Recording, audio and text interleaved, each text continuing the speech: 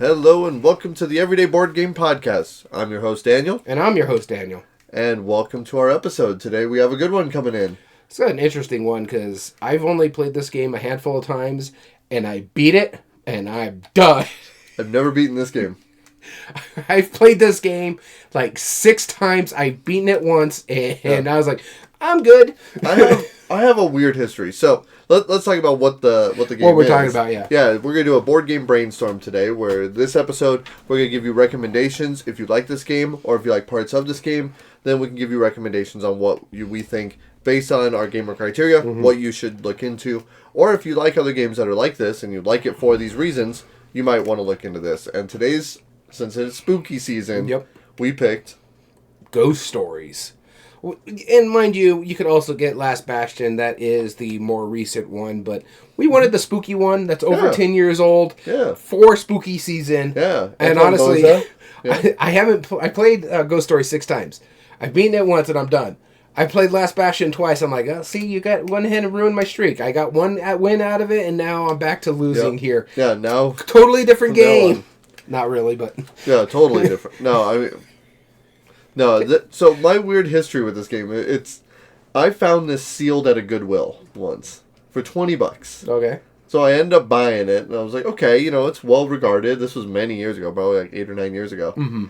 And I kept playing it, and no matter what, couldn't win. And I was certain that unless you have like a 95% roll success rate, I think I did the math once. It's like you pretty much need this many tokens to get through the deck, and you have this many rolls of dice. Mm-hmm. You pretty much need like a 95 to 99% success, like roll accuracy. That is literally why the only reason that we won the game is because everybody was at least getting hit every time. Right. It's like, I've never seen it before, and I haven't seen it since. And it's more often than not.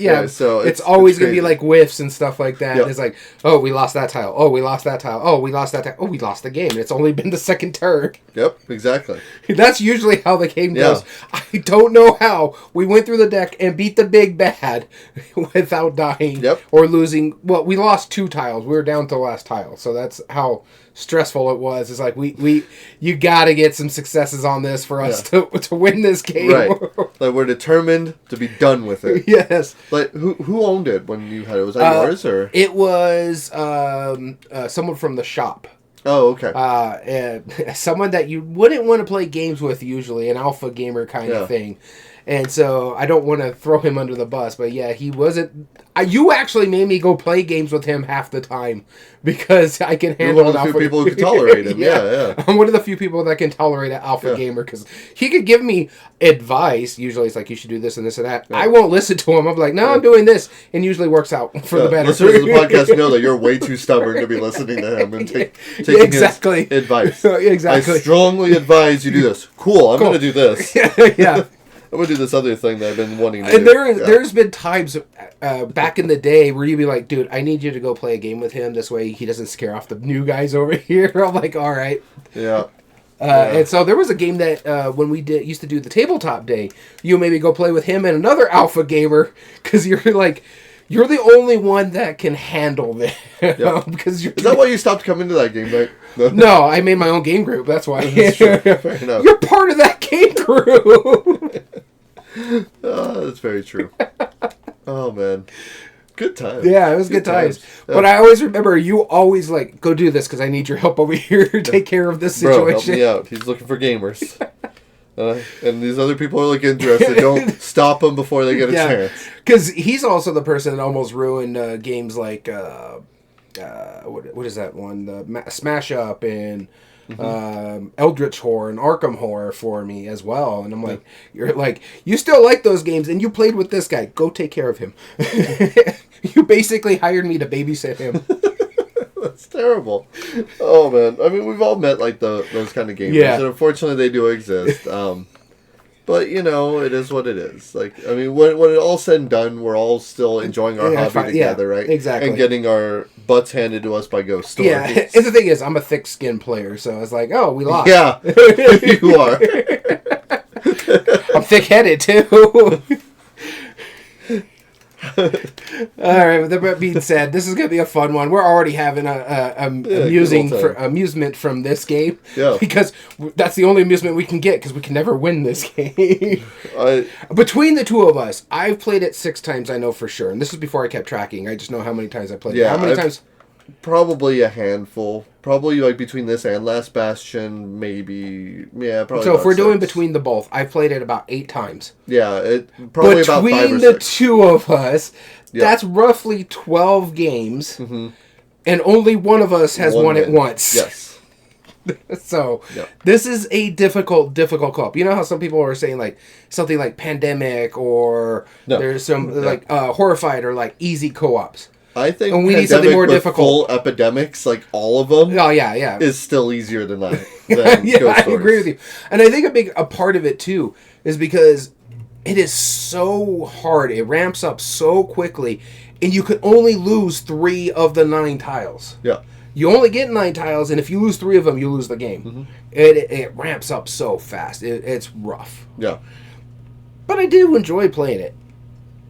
But before that being said, me less so. Let's flip the coin to see who's going to talk about outside gaming first, because we both have some conversation to talk about. There we go. I'll talk first. All right. So outside of gaming, we talked a little bit about this. I had my fall break. We had a week off from work, so that was We fun. actually played some board games. We played some board games. You helped me out with my list. I'm down to, I think, 24. Nice. Now. So I'm closing that gap in. I've been really focusing on that. But if you don't know what I'm talking about, listen to a previous episode. You'll I talk about it almost every episode. Yeah. Anyway. Go look at our gaming goals of the year, and you'll understand what he's trying to talk about. Yep, exactly. Had a big deficit in one of them. At one point, yeah. Yeah. So... yeah, I went on a hike on Monday, which was pretty good because we was going to have a staff hike, and it was this Saturday, but because it was the break, a lot of people canceled it. So I was like, you know what?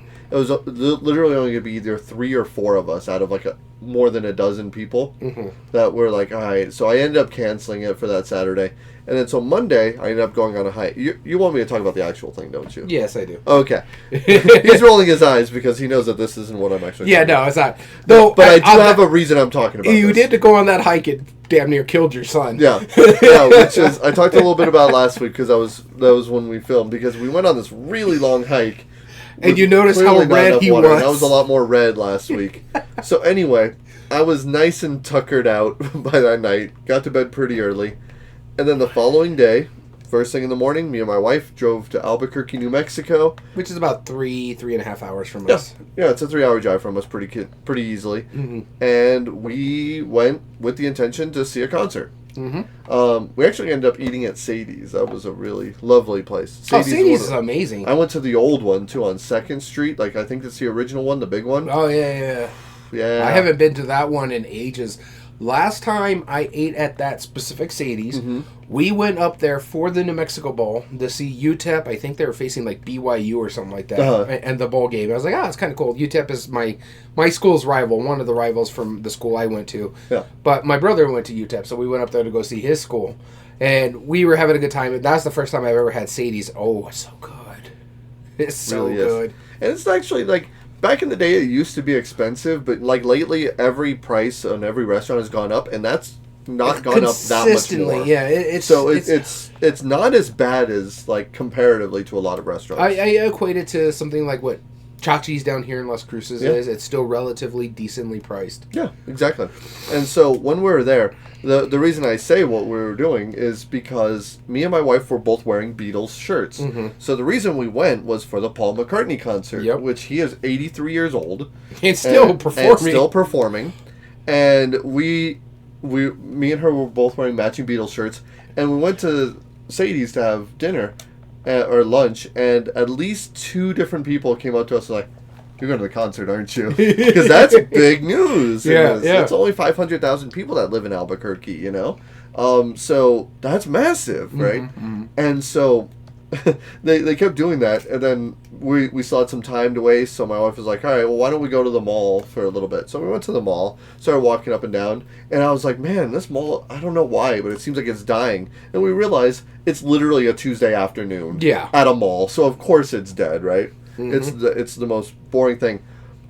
But people kept coming up to us and going, hey, are you going to go see the show? I love the shirt. Yeah, it's good stuff. Right? And at one point, my wife was like, okay, I'm already running out of social battery. The next person that comes and talks to you, I'm going to throw you at them, and I'm going to run. Because she's like, you could be the extrovert all you want. Because I was talking with anybody who... Yeah. It's like, are you going too? Yeah, no, okay, yeah. I know. I am more extroverted than your wife is. Oh, by and God. I have issues with you sometimes. Like, we went to a thing, I'm like, I told my wife we're going to be home at this time. And you're still talking to people and making plans to go to lunch, and I need to be home by a certain time. Yep. I now have to get to the point where it's like, if I'm going into like a town or something, or not do anything, I have to purposefully not say where I'm going or allude to anything. You're throwing things over there, apparently. Apparently something fell. Oh, my Wormspan box fell. Yeah, good. It's the. It tried to fly away. It was the expansion box that just fell off the shelf that I had right here. But yeah, so we were already having a good time. We left early, and there was construction everywhere. So it took us about 2 hours to get to the venue, which was pretty wild. So we got there. Which is weird, because Isleta is like one of the easiest places to get to. Yeah, it sucks. Now, it's because, I-40, where we were trying to go down, we go down 2nd Street, go down to I-40, that was completely blocked off. And in fact, I don't think it was construction. I think there was like a wreckage or something. And so they were rerouting people downtown, because that was really the only way to go. But there was construction downtown. So we had to like completely go a total different way. Yeah, I hate when they do that. Yeah, it was wild. So that was a whole situation. But we got there. It was good. Started raining a little bit. We bought ponchos earlier that day, so we were good. What surprised me, again, 83 years old. Dude did a 3-hour concert. He performed specifically for 2.5 hours of that. A little bit more than 2.5 hours. Non-stop. No intermissions. No breaks. He went backstage for about, I don't know, a minute for the encore. You know, cause we all knew he was coming out for the encore. They always do it. Yeah. They stepped back for the encore, and he was out there like before the rest of the band was. He played about 7 different instruments. So he played 2 pianos, 1 grand piano, 1 upright piano. He played his classic electric guitar, like the original style. He played an acoustic guitar. He played an electric bass, of course. He played a mandolin, and he played a ukulele. It's funny, that always makes me laugh, the mandolin. Because it makes me think of a mandarin, the slicer for kids cooking. Yeah. He played one of those, too. He's that talented. No. And so, I'm a big Beatles fan. Yeah. If you've heard the podcast, We've talked about it. Right. Our whole special episode in September, you were talking about your favorite Beatles songs. Yep, exactly. So I had to allude to it. So he did almost every single one of the big hits. There was only one he didn't do, which makes sense. Apparently he doesn't have the vocal range for Yesterday anymore. Yeah. Well, that makes sense. He's 83 years old. He's 83 years old. And so, you know what? Here's the cool thing about that concert. Seeing him live was amazing, of course. Being in the presence of an actual Beatle, amazing, right? And during the concert, I was like, man, he actually doesn't sound that bad. You know, he sounds pretty good. But I later found out, after listening to the recordings that I took, yeah, he did sound pretty bad. Because I think it was everyone singing around and the whole audience singing with him the whole time and his backup singers. It didn't matter whether he was singing or not. Yeah. Everyone was in the song, right? And so that was the first concert my wife actually cried during. He did a very beautiful tribute to John Lennon. Oh, yeah, you were telling me about this. Yeah, very beautiful. Beautiful set design, beautiful staging, good videos in the background. Like, he told some stories. It was good fun. And I'm going to give a recommendation. If you guys like Beatles or like Wings or Paul McCartney or anything, there is a video of him performing Live and Let Die in Buenos Aires on YouTube. And it was from like a couple years ago. And it had the same level of pyrotechnics. Spark shooters, explosions, fire, lasers, and fireworks all at once. It was insanity. It was so cool. Go watch that. It's just the wildest thing. If you have a chance to see him in an outdoor venue, whoa. It was intense. So that was cool. And it was a real special moment. So yeah. We got home, me and the wife, like on the drive up there, we listened to his whole set list because it's on like Spotify right now. Yeah. So we listened to it to kind of get familiar with some of the songs that we may or may not have known as well. Yeah, because you're not too familiar with like his Wings stuff, right? Yeah, his Wings stuff is a little bit less, but you know, yeah. there's plenty to do. And Jurgen, nice to meet you. Yeah, thanks for joining us in the chat. We'll give you some recommendations shortly. Yeah, so Vantage is a good one. If you want to play spooky games, Spooktacular is another good one for 5 people. Yeah. I can make a whole bunch of recommendations. Yeah. But geez, let's see here. I hope you stay around during the episode.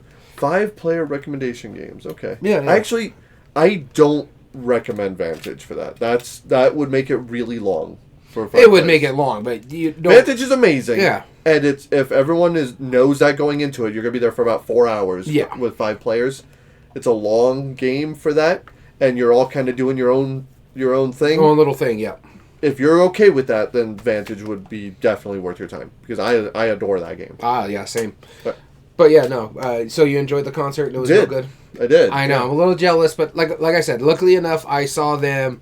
Saw Paul McCartney when he was with Wings back when I was like a kid. I didn't get to really appreciate it much, but I still enjoyed it. Yeah. And Jurgen, give us some recommendations of what kind of games you like, and I'll start thinking about it while he's talking. All right, and then my outside gaming, I've alluded to at the beginning of the month, or the beginning of the cycle. If you've noticed the past couple episodes, I've been wearing special shirts throughout the episodes.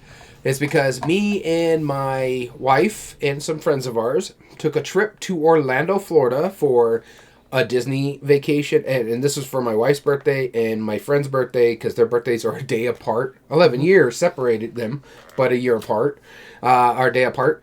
But it was a long trip, let me tell you, because doing 7 days worth of parks is a bit stressful and tiring. Yeah. But we did go to Orlando. We wanted to see Disney around Halloween, spooky season startup, and same thing for us also Universal because they had just opened the new park, and we wanted to go check out Epic Universe. But we flew out on a Saturday. We went to our first park on a Sunday. We did 2 parks on Sunday. I'm trying to remember which ones we did on the first 2 days. The first 2 was Animal Kingdom because that park closes early. In Hollywood Studios because we could stay a little later there and just hit the stuff that we wanted to hit. Did a bunch of rides and we're like, oh yeah, we're getting a little cocky. It was a little warm. It was hot. The humidity was ridiculous. It was like 93 degrees with 92% humidity up in Florida. Yeah. But we're like, oh, we're doing okay. We got our cooling rags. We're doing fine. Monday comes around, we do Epcot, and it was brutally hot. It was like 95 degrees and the humidity was right up there. We were just struggling through Epcot. And Epcot, if you've ever been there, has no shade. But we hit our rides there, but we were like, we're done after like 2 o'clock, and we're just like tired. Then on the next day, Tuesday, we went and did Magic Kingdom, which is the last park, the major parks, not the water parks, that we needed to hit. Which was another one fun. And what we liked about Magic Kingdom, and my big issue with Disney, is they don't have like Fast Pass per se. They have this thing called Lightning Lane or Genie Pass or whatever it's called now. And you have to pay for it. And the thing is, like, it tells you, okay, you can get through these 3 rides, and you're basically crisscrossing the parks the entire time. And it's taking all day for basically one ride's here, and I have to go all the way across the park for the next ride, and then back to where we originally were to hit that next ride there, just if we don't want to stand in line all day. So we're saving ourselves time for not standing in line, but we're wearing ourselves out for the walks across the park. Right. So it was nice when we did it with Magic Kingdom because a lot of the rides are very close by. Then me and the wife decided we're done. This is the last park we're hitting. Our friends were staying to do the Mickey's spooky something or another. The fireworks thing? Or? Oh, no. This is like their Halloween thing. There's like a whole parade thing and where they're handing out candy to the kids and stuff like that. And so we were like, that's fine. We're going to go back to the hotel room. We're going to do our laundry. We sat in the pool for a little bit and just relaxed. But then we had to get out because thunder and lightning. So we went back to our room and just chilled. And then we transferred on Wednesday over to Universal Studios. And that was fun. I actually, for the first time, we went over there. We stayed in the Stella Nova. When we stayed at Disney, we stayed in the Pop Century Park, or hotel, which is fine. I talked about it before because we stayed in there before. Next on, we went over to Stella Nova That's the one that's close to the new Epic Universe thing. So we went over there. Then we went to the main hub because you have buses from where they are at. And we went to the main hub. I actually, for the first time ever, ate at Bubba Gump's restaurant. It was okay. Yeah. It's a solid find. Yeah, it's a solid find. That's good how food. I thought. I just like the fact that they played Forrest Gump the entire time we were there. And the wait staff was amazing. And the wait staff quizzes you on different things. Yeah. And then if you got to go to the restroom, you have to follow the license plate that says, I gotta pee. All the way to the bathroom. Yep. So yeah, I had a blast on that part. But the reason we were there early and hanging out with them is because me and the wife went to Horror Nights at Universal Studios. And might I add, as fun as Horror Nights is, I highly recommend doubling your money and buying the Fast Pass. Because good God, there is 11 haunted houses that you could go to on there. If you don't have the Fast Pass, like me and the wife, we only hit 4. We spent 4 hours in line, and the park for Horror Nights doesn't open till 6:30. And we spent 4 hours in line. Yep. And so it was a bit rough for us. The 4 that we hit, the haunted houses were amazing. My least favorite was the Doll's House because it just wasn't all that great. The Fallout House was amazing. The what was the other one? The one that annoyed me more than anything because it was a cool house, but it wasn't worth the wait that we had to stand in that line for, was the Jason Voorhees Friday the 13th. It was a really cool house. We were standing in line for an hour and a half. Mind you, when we got into the line, it was no, we weren't standing. We were nearly in line for 2 hours because we got in line at a 75-minute wait. It nearly took us 2 hours to get into the whatchamacallit. And so the haunted house itself, it was ridiculous. And mind you, even at night, it's still really hot out there. There's no air circulation. They don't put any fans up. And then it's fine when you're outside. But there's a part where we got into the building where one of the rides were, and you wrap around and go behind the ride. While we were doing that, there was no air circulation in that room. So not only were we standing in line forever, we were sweating like you wouldn't believe. It was just rough. And then the last one we did was the Wyatt 6 because it had the shortest wait. And we were like, after this, we're done. The ambiance of Horror Night, amazing. The outside, like, if you don't want to do any of the haunted houses, it's still worth the money just to go there for, like, the food choices and just the scared people that try to scare you, or the little stages that they have out there. It was fantastic on that aspect. The haunted houses were really cool that we got to see. But, yeah, you should get the Fast Pass for this thing. It's going to cost you another $100-something on top of your already $100-something ticket. But it's just going to make, you're going to be able to hit more of the haunted houses. And especially if you're into those things, like I am, what I wanted to get into, you need it for that. After that, that little bit of disappointment, though, we did have a blast still. We did the new park, Epic Universe. Unfortunately, one of the roller coasters we wanted to go on was shut down because the unfortunate demise of the Stardust Racers. They were shut down because someone passed away on the ride. I didn't know about that. Yeah, so it just recently opened back up, but we went and did that. But Epic Universe was an amazing park. The Universal Monster ride that they have there is so cool. I really like it. It's an animatronic ride, and so you're just kind of tilting around and moving around. But the animatronics for that ride are so cool. The creature from the Black Lagoon, or G.A.M.E.R, or the Frankenstein monster was really neat. It was a really cool ride. We enjoyed a mess out of that. Afterwards, that was Thursday. Friday, we went to the main parks of Universal Studios. Did a lot of the normal rides there. I've lost a lot of weight since then, so I got to go on every ride I wanted to go on, including the Velocicoaster, which I refuse to ever go on again. That wasn't that strenuous. How about it? I'll put it that way. Strenuous. Well, I don't. The same reason why I don't go on the Tower of Terror, because it has that where it lifts you out of your seat. Oh, yeah. I don't like that feeling because I usually land hard and I have a bad back.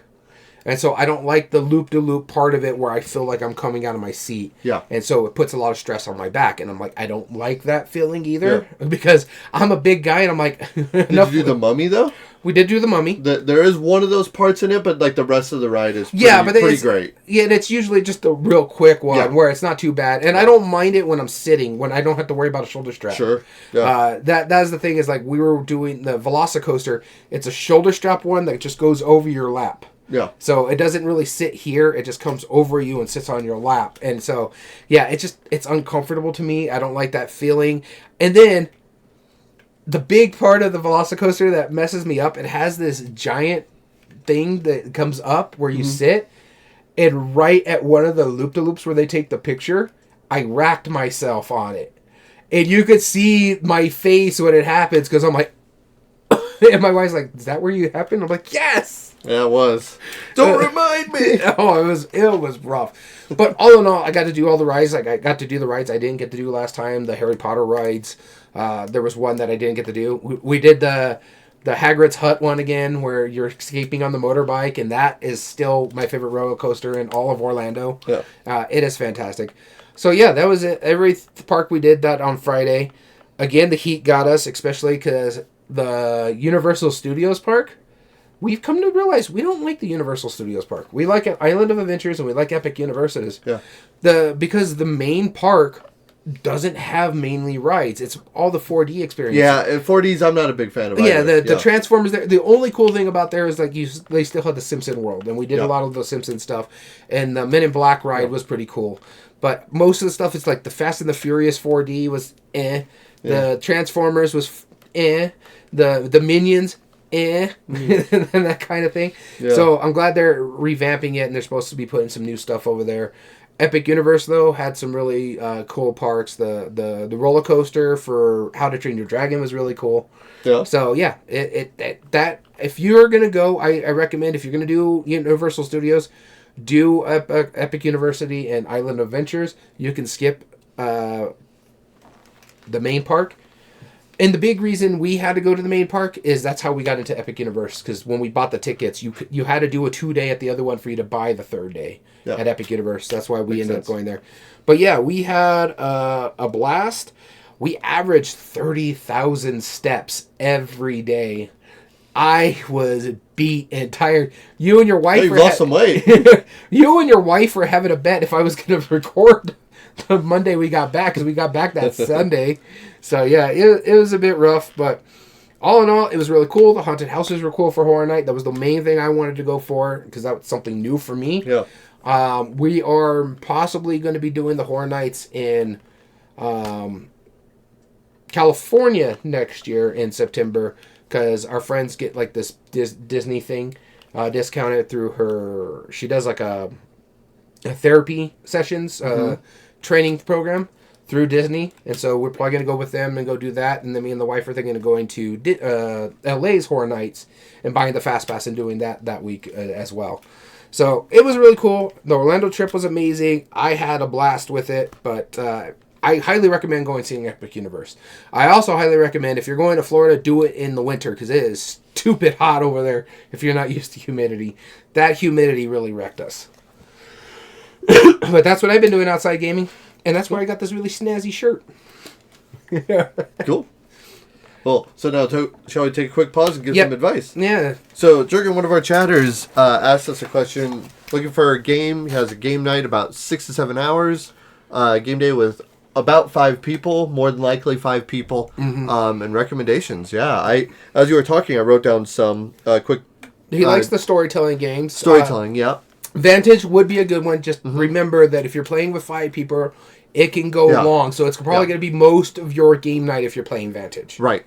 And if you like Skyrim, there's a good chance you like Fallout as well. I don't remember if that plays up to 5, but I remember I really enjoyed the Fallout board game. It's another one of those adventure type games that works really well.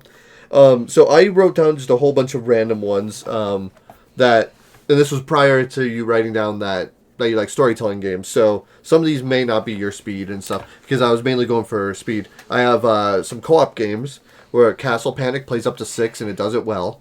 Horrified plays 5 as well. 5, yep. And then the Night Cage can play up to 5 as well. Night Cage is great for the spooky season, but those are all easier games to play. Card games, Little Devils is a go-to for a lot of us. Yep. That plays up to 6 as well. That plays up to 6, yeah. Bonanza. If you can find Little Devils, it's kind of hard. Yeah, it is kind of hard. Bonanza, that plays up to 7. And it's just an absolute ridiculous riot. And Kabanga is... another good one. Yeah. Betrayal in the House on the Hill, what does that play up to? That plays up to 6. 5 or 6. 5 or 6, yeah. Betrayal, if you want to do something just fun that don't take too seriously, Betrayal at the House on the Hill is another good one. And if you want like some strategy games, I was recommending either Earth or Planet Unknown. Since they're all simultaneous play, they actually play pretty quick, and they play up to that number of players. We have party games. I put just one. This Game is Killer, which is a newer one. It's a ridiculous party game. It plays in like 10 minutes. Codenames and Mysterium for spooky season. If you want to do a 4X that plays relatively quick, Last Light is another good one that holds up to 5 players. Yep, a more epic one. And then as far as storytelling goes, Alice is Missing. It's a one-time thing. But I've heard nothing but amazing things about that. You actually are texting each other as role-playing as the characters. It's really wild. And Return to Dark Tower, but that only caps at 4. Yeah, I'm trying to think of other ones. Zombicide, I think, holds up to 5 or 6. Yeah. If you like 1 versus Many, Furia, Dracula, or Terrascape, if you can find it. But Terrascape only goes up to 4. I think the more recent one they just did has up to 5. Yeah. Another Cthulhu Death May Die, I think, is another one that holds a pretty decent size if you want those big grandiose style games that don't take too long. Yeah, it sounds like the big grandiose ones, Sleeping Gods, Vantage, Skyrim, like there's no Slay the Spire if you want to play up to 4. That's the cap on that one, but that one's really pretty wild. Trying to think what else I got up there. I got a bunch of my solo and horror games out, so I can't really see my entire shelf. And you like the big games, so yeah, I know. Like, what would you? But I don't like playing at 5. Yeah. Blood Rage is another one. Rising Sun is another good one. For like the big grandiose style, storytelling wise. What are some of the best storytelling games that we've ever played? That tells a story. Sleeping Gods is a good one. I played the smaller version. I haven't played the big version just yet. The storyline in like one go. Betrayal was a great suggestion. Betrayal, Betrayal is a fun game. It's not great, but it's a fun game for what it's doing. So your mileage may vary if you like ones like that. Stranger Things Upside Down is a decent one for 4 players, but it's tough. So can't really think of anything else. I'm trying to think of like the more storyline-esque games that I have. Ito, if you want a party game, that's actually a pretty little fun party game. But all right, let's get into our topic though. Stick around with us. Voice your opinion on the topic, and if you like our recommendations or make recommendations on your own, as always, we always love people joining on the chat. Oh, Veiled Fate, Skyrim, Seven Wonders, Dune Imperium. Okay, yeah. So some of the more epic ones. Yeah. He would be your contact for that. I like more introductory ones, but that's all right. All right. Flip the coin before we can get into it. We're doing a board game brainstorm of Ghost Stories, which is one of the earlier co-ops back in the day. Yep. And one of the more difficult co-ops back in the day. Dice rolling. Let's give the overview on how it works, right? So Ghost Stories, you had a 3x3 grid, 9 tiles total. Each tile had an ability, and you had essentially a monk that was moving around, and you were trying to fend off different ghosts that were coming in. Yeah. And it was a tower defense, effectively, right? You had them coming in from all different angles, and the farther they go, the faster they go, the more you have to deal with. You deal with them by going to one of the adjacent spots, rolling some dice. If you have enough dice to roll, then you can kind of knock off their symbols, and once you get enough hits, then you get rid of them. Pretty tough game. It is notoriously tough. My recommendations may be based off of that. Yeah, mine somewhat are. How easy was this for you to do? Yeah, it was somewhat easy. At first, I was like, man, I should do all spooky games. Yeah. Because, it's spooky season. Right. But I was kind of like, no, you know what? I'm just going to give recommendations. Because Ghost Stories, even though it is a spooky game, you can play it any time of the year, and it works fine. Yeah. It seemed like that. So there's a couple games that are not spooky games that kind of give you a lot of the same feels. I also went some that have, some difficulty to them. Sure. you may or may not win the game, and Yeah. it's going to come down to that last kind of turn situation. But yeah, mostly it's all about the theme coming out of it and the fun coming out of it for me. That's right. And so we'll give you recommendations based on our gamer criteria. I'll flip the coin of doom. Let us begin with G, which is game immersion. So game immersion breaks down to, first off, is the game fun to lose? For Ghost Stories, I personally don't think so. I get why people do, because they like that challenge. Player interaction, role-playing, table talk, all that stuff. And memorable moments, the times that you go, oh my god, that's amazing. So the first one I did, I kind of tie this to theme as best as I can. Even though this game is not a spooky game technically, it kind of is, but I wanted that moment where you are just trying to battle off these hordes of just never-ending terrible. And that's really kind of what Ghost Stories is. The ghosts are coming in at every angle. You're trying to deal with them. It's pretty much like just nonstop. Like, I'm just trying to be efficient in my murder death thing, right? Yeah. And I wanted a game that I thought that brings out that tension as you're playing, as these hordes are constantly moving closer and closer to you. So this is a game I actually don't own. Dom showed it to us, and I picked Run, Fight, or Die. Oh, this is not what I was expecting. Yeah. When you were talking about hordes, I thought it was going to be a completely different game. Maybe I'm not that'll going show to up mention elsewhere, that but game. no, this Run, Fight, or Die really kind of... And the reason I think that is because I used to play a video game called Gauntlet Legends. And all the Gauntlet games, I love those games. And there's something about that fun hack and slash absurdity that I really like in games, video games, and board games alike. Yeah. And Ghost Stories felt like that. Now, I felt like it was a lot harder to win. Since it's cooperative, you're all working against it. But it's just like, once you finally knock down a big pile of the baddies, you're like, I got it. Good, they're gone now. Oh, wow, they showed up over here. And now I have to go all the way over to this side. Let's see if I can take care of that. That's how Run, Fight, or Die feels. Is that you're rolling these dice, you're like, all right, I can kill a bunch here, I can kill those. Why do they keep coming? Please stop. Oh god, this is hurting. And I feel like it just really brings out that same silliness. While this is not cooperative, Run, Fight, or Die is a versus game. Once one player is eliminated, which inevitably will happen, then whoever has the most victory points wins, except for the player who got eliminated, which is kind of funny. So, yeah, Run, Fight, or Die, that's my pick. All right, my game immersion pick is the big thing about Ghost Stories. You feel the suspense every turn. You're like, oh god, I hope this works out well. And it's not just on your turn; it's on everybody's turn because you're working together as a co-op. I love the fact that it is a full co-op with difficulty. Think something like Pandemic with everything in it. Though Pandemic did not make my list. Short story here. It did not make mine either. Because it's quite simple compared to Ghost Stories aspect of it. And it's winnable. It's winnable, yeah. No, the one that I know. The one I'm talking about is winnable, and this way the game is fun to lose because I have played it and lost, and I played it and won. But I also want something that gives you those memorable moments or that role-playing aspect. And when we played this for the first time, we made that ambiance, especially if you have the deluxe version of this game. And this is the Night Cage from Smirk and Dagger Games. Okay. I love it because it has that suspensefulness of it, like you would with the Ghost Stories. You're hoping that tile you're flipping over is not a wax eater or your candle's not going out. And you're like, guys, help me. Help.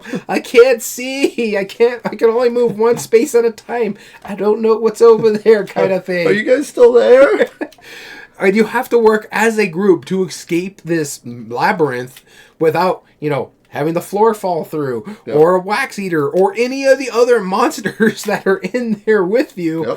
So I really do think this is one of the most immersive games on my list right now, because it does have that memorable moments when you're sitting there going, oh my god, I can only move one space, but which way is the best one? That's cracked, because it's going to fall if I walk through that area. But you're close by. Can I come over and steal some of your candle light? That kind of situation. You kind of don't have the choice, really, sometimes. You're running. Yeah, it's so suspenseful, and it gives you that immersiveness. And then if you have the deluxe edition, as I said, it has the candle lights. You turn all your lights out.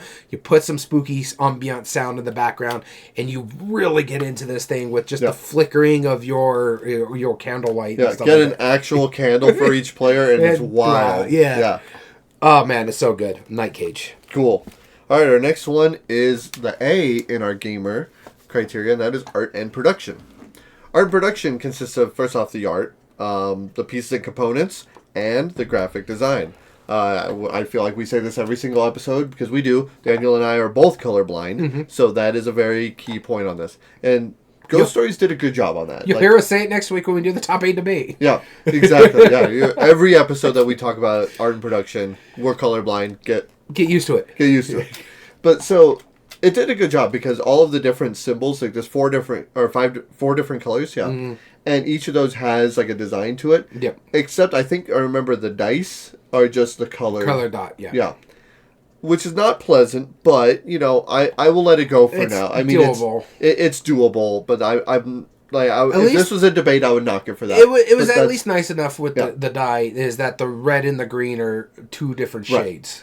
But what I really do like about the game is that it really is a beautiful game. Like the Ghost Stories cover is just striking to look at. Oh yeah. All of the ghosts that are in it they're not like really scary, but you could tell that they put a lot of love into that art. The tiles are very clear on what they're doing. Other than that one production knock, I would say they did a really good job, and I think this was Repos that made that one. Other than the generic player pieces, just the same piece, different colors. Right, different colors, sure.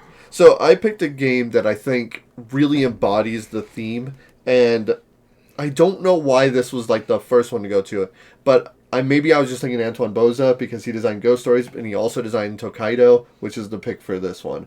I love the production on it.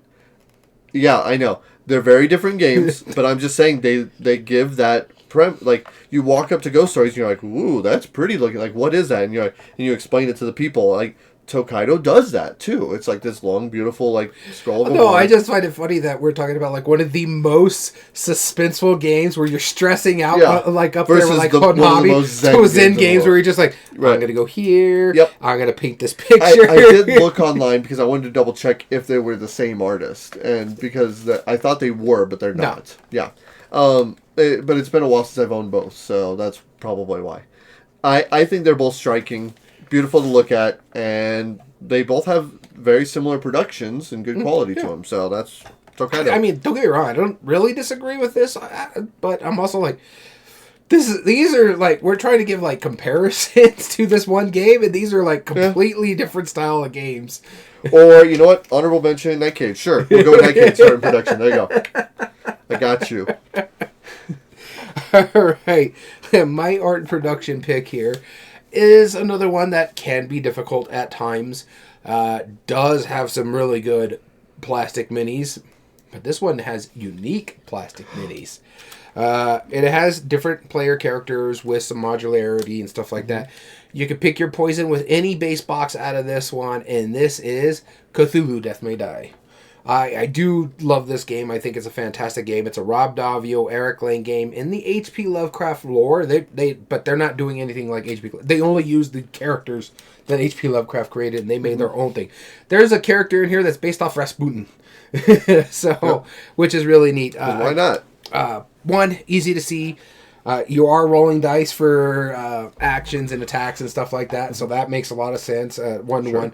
The dice are really nice. The minis are amazing. The tiles are somewhat weird because you could just get swarms in there, and it's like nothing can fit on there anymore, kind of thing. But I love that aspect of it. It is well produced. There's multiple versions of it. So you can mix and match however you want, but you can get the base box, and you'll be fine with that. It gives you 2 monsters. 6 different scenarios that you work with, and you mix and match them. Plus, I think there's like 7 or 8 characters just out of the box, so just that one variation, you'll still have a lot on there. So it's very well produced. You can see my version. You can't really see it on the screen, but it's right above him. I got the rest of the stuff down here, and I just got a new one on my table over right now that I had to punch out. So, but yeah, Cthulhu Death May Die, it's a fantastic series. Cool. And now on to the M for ours, which is Meaningful Choice, and me again. Meaningful Choice breaks down to impact on other players, depth of strategy, tactics, or skills, and your arbitrary choices, AP, negatively impact the game. Now, this, as I said before, Ghost Stories is a tower defense cooperative game, and this is where I really focus in on the mechanisms. I wanted to pick another cooperative tower defense game. Okay. This is where... I knew this was going to be on your list. I just thought it was going to be elsewhere. Do you think you know what it is, though? I think... Are we going to review it? No. Oh, okay. Then it's not the one I thought it was. No. Because that's a very straightforward one. No, I wanted more depth to it. Because when it breaks down to it, you are still rolling dice to try and knock away the monsters that are coming in at different angles. And it starts ramping up. But what you are these dwarves that are just trying to get as much of your gold and get out. This is Siege of Rundar. You're just trying to get a Kinetia shoehorn on this. No, I am the champion of Siege of Rundar. Like, I'm not... Like, I like Kinetia a lot, but I like this game. How is people not talking about it? It is such a fantastic tower defense game. It's winnable. But, you know, sometimes that excitement of the random of the dice, like, feel that same way. It's like, I'll be the archer and never roll bows. No, that's because you roll like crap. Get good. But... Yeah. Arbitrary choices, dice rolling. Right. Well, it's the same level, right? I mean, if you're okay with that, like, there's gonna be ways to mitigate the dice sometimes. There's ways that you can get better as you're playing. There's abilities that you can get. All of this is also true in Siege of Rundar, because all you got to do is just hold them off until you have at least one piece of gold. You start with 20. That's effectively your tower's life defense. But you got to dig out the wall and the tunnel and get out of there. Yeah. If you're able to do that as you're digging through the tunnel, more monsters come out, more things you have to deal with as these onslaughts start building up more and more, because there's 5 levels that get worse and harder, but you're also deck building, getting better weapons, getting more abilities, building up to right at the end where you're like, come on, let's roll. Okay, got him. It's so exciting, and I feel like this is the closest one-to-one comparison as far as the mechanisms I can make in most of these. Like, it's very dice-driven. It's tower defense. It's difficult, but it's doable. And so I think Siege of Rundar is spot on. But there's no deck building in Ghost Stories. There's not. It's not one-to-one, then. It's not. And that's why I said it's the closest one-to-one that I can think of. I can't think of too many others. Dice-based, battling off swarming things, getting abilities, and tower defense. I challenge you. What is yours? No, well, it's not tower defense.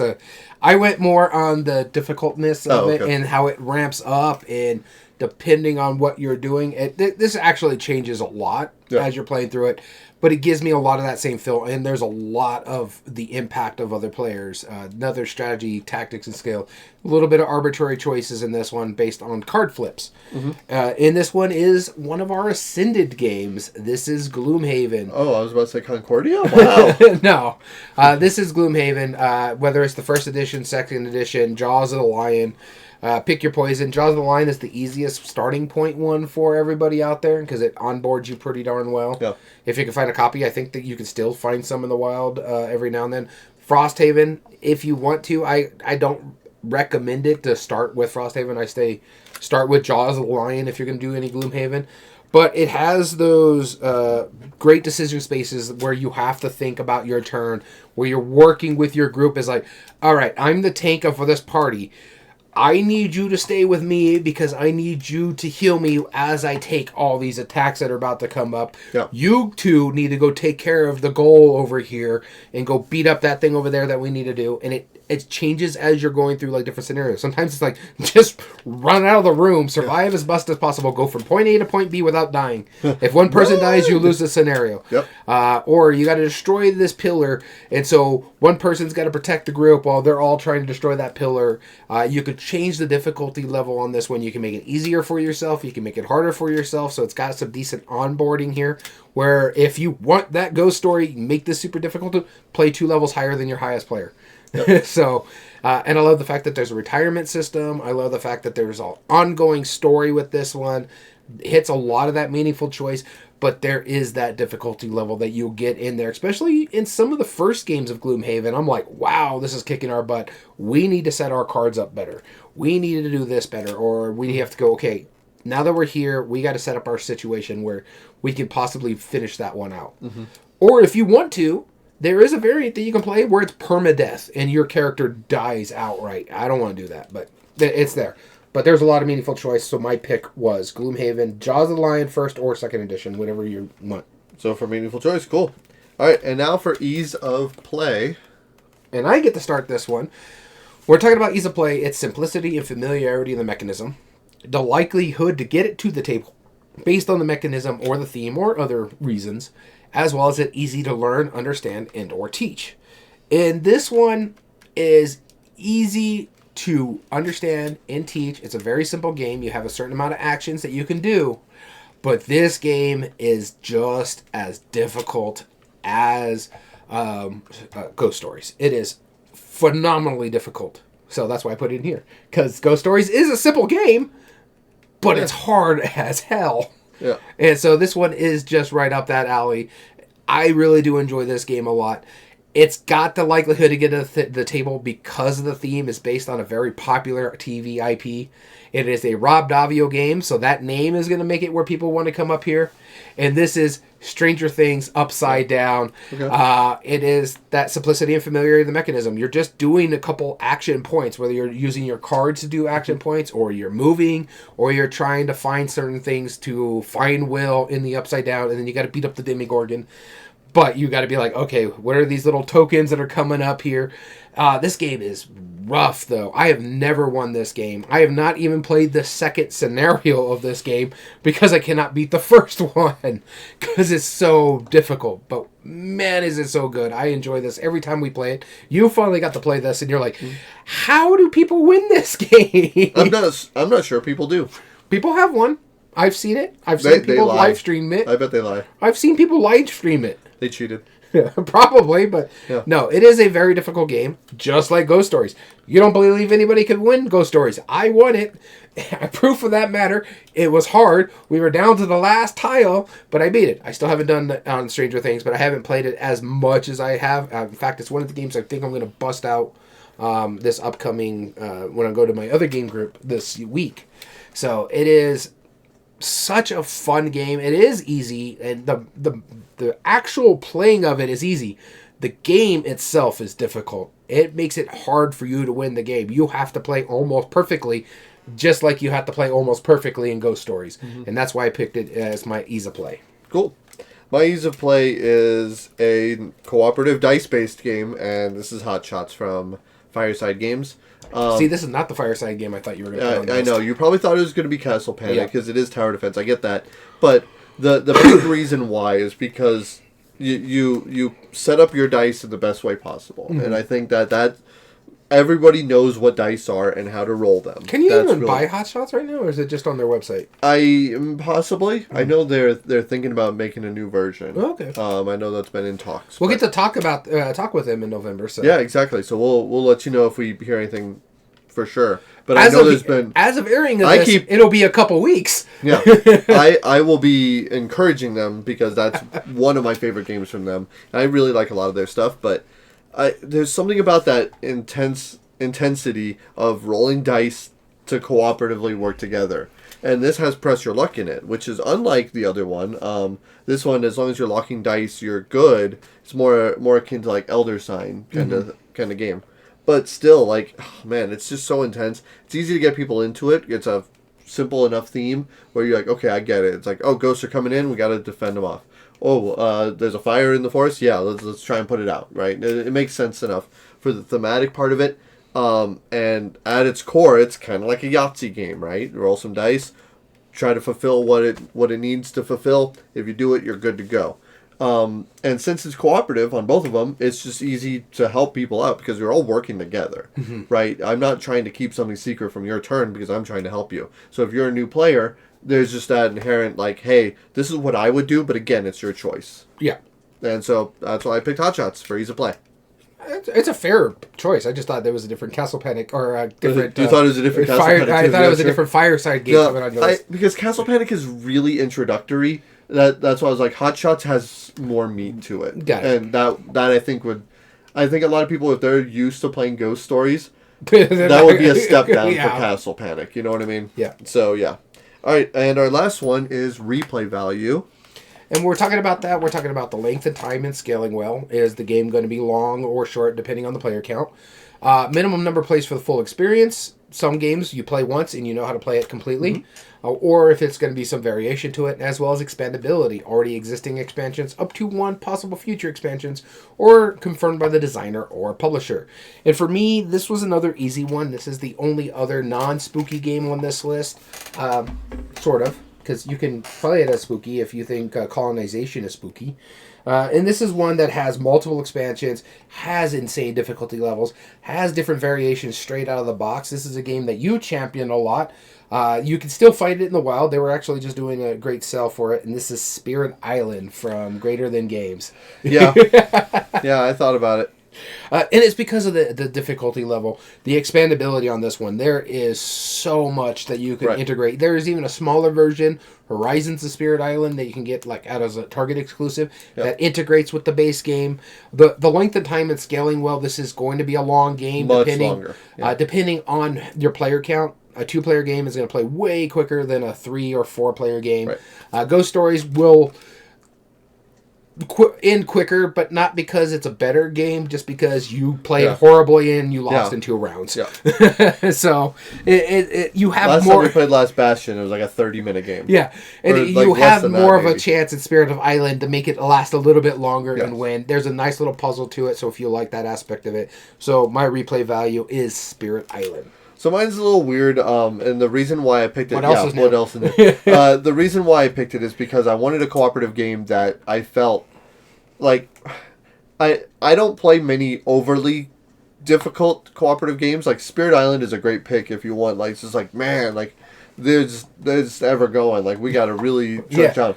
But I picked a game that I feel it's portable. It plays fairly quick, about 30 minutes. And it's easy to play, but you're going to have to keep replaying to get any good at this game. This is the game. Very simple. The card game. It is a cooperative card game, and this was one of the toughest card games that's cooperative that I know of. And it's because it will absolutely destroy you. Like, if you get less than 10 cards by the end of the game, you've done excellent, but you haven't won. And that's kind of how I feel with Ghost Stories. At least you picked this and not the Mind. I would have slapped you for the Mind. I know you would have, but that's a very different feel. Yeah, I wanted a pure. I almost picked the Grizzled actually, but I feel like that was on my short list. I considered it, but I was like, I don't feel like the Grizzled. It has a scaling that works pretty well. Yeah, and it's comfortable. Ghost Stories throws you full force into the fire, and you learn how to deal with it right away. Yeah. And the game does it as well. And so, I mean, it's a much simpler game, like I said. It's literally called just the game. And so the way it works is that you have the numbers 1 through 100. I'm sorry, 2 through 99. And you have 4 piles, 2 that are descending from 100 and 2 that are ascending from the number 1. And you can only put them in order. So if I put down a 45 and the ascending one, I can only put 46 or higher. Unless you have exactly 10 in the opposite direction, then you can play those. Mm-hmm. Your goal is just as a group, play as many cards as you can. You have like 6 cards in your hand. You have to play a minimum of 2 on your turn. And I thought it was you always have to play 1. You can possibly that's play the quick and easy version. Yeah. No, the base game is you play 1 and you can... It's only after the deck runs out that you could only have to play 1. Okay. Until then, it's 2 cards minimum. Because I know because I just played it like few weeks ago. Or is it you can play a 3rd card, but you can play as many as you want minimum 2. Yeah, that's what it is. Yeah. And, oh man, this card, like, it gives you this clever little combos that you play, and you feel really good about it, especially, like, my son, when he played it, he dumped his whole hand, and he only raised, like, the pile by 1. Like, and he was able to manipulate it that way. He was like, there you go. He played with a magician. He stacked the deck. No. I had the worst cards out of everybody. It was so bad. But the game, that's why I picked it, just because I feel like if you want that real difficult challenge and you want to be able to get it to the table a little bit more often just because it's easier to just pull out the deck of cards. It's 104 cards or something like that. It's really easy. The game is my recommendation. Yeah, no, I don't disagree with this one. This is a good one. I was like, when you were talking about like, oh, it's a little card game, like, you better not pick the Mind. You better. I thought about Hanabi though. Hanabi would have worked. Yeah, it also has that same level. It was on my short list. But the reason why I picked the game over it is because like having that imperfect information you're trying to clue each other in is more of a deduction style cooperative game Hanabi was originally my Ease of Play game. Yeah. And then I turned around and saw that one. I'm like, nope, that one. That's going on. Yeah. It's straight up a 1-to-1 difficulty level. Yep. Easy play. Not very. So we hope you enjoyed our list. Like I said, if you like any of those outside games, check out Ghost Stories if you like it for those reasons. And also, if you like Ghost Stories for any of those reasons, see what other games you might be recommended from there. All right. Close us out. So, we have an email.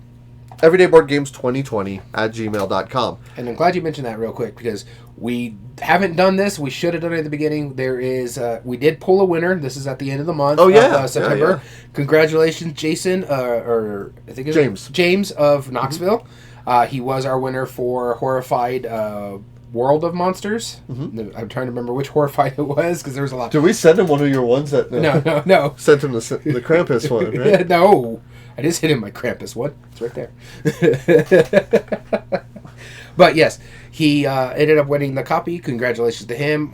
We want to mention this. The email is important because this is the third straight week the third straight giveaway the email won. Yep.